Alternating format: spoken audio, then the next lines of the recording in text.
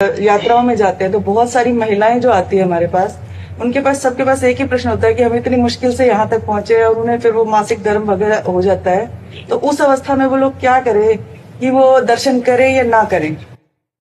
दर्शन करने का सौभाग्य तो नहीं छोड़ना चाहिए, क्योंकि मासिक धर्म एक शरीर की प्रक्रिया है जो प्रत्येक माताओं बहनों के शरीर में स्वाभाविक आती है, महीने में एक बार आती है।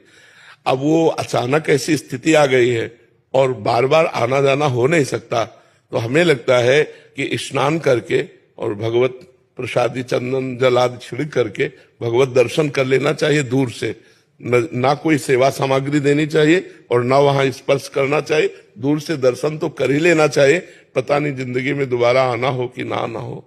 और ये मासिक धर्म कोई ऐसा नहीं कि बहुत निंदनीय बात हो, बहुत वंदनीय बात है। माताओं ने देवराज इंद्र की ब्रह्म हत्या को अपने ऊपर लिया है। ये अपराधी नहीं है कि मासिक धर्म निंदनीय, ऐसे ऐसे नहीं है। इसका रहस्य समझिए। जो माताओं में मासिक धर्म होता है, देवराज इंद्र त्रिभुवन पति है और उनके द्वारा ब्रह्म हत्या बनी वृत्तासुर के मारने की, तो उस ब्रह्म हत्या को ब्रह्म ऋषियों ने विभाजित किया। पहली नदी को दिया जो फेन बुदबुदा के रूप में ऊपर होता है, दूसरा वृक्षों को दिया जो गोंद के रूप में होता है, तीसरा भूमि को दिया जो ऊषर भूमि के रूप में होता है, चौथा माताओं बहनों को दिया जो मासिक धर्म के रूप में होता है।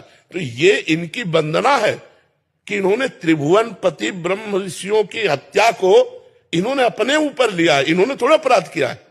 अब उससे लाभ से वंचित कर दिया जाए इनको, तो ऐसा नहीं, ऐसा नहीं। वो स्नान आदि करके पवित्र होकर यदि दर्शन कर ले तो सौभाग्य, क्योंकि बार बार तो जाना नहीं है। बहुत मुश्किल। हाँ, नहीं, हम इस बात में स्वीकृति कि आप कुछ भेंट नहीं दे सकते, आप कुछ छू नहीं सकते, लेकिन दूर से दर्शन करके अपना जीवन सौभाग्य तो संभाल सकते हैं। क्योंकि इतनी मेहनत करके किसी भी धाम में सबके पास इतनी अर्थ बाहुल्यता नहीं होती।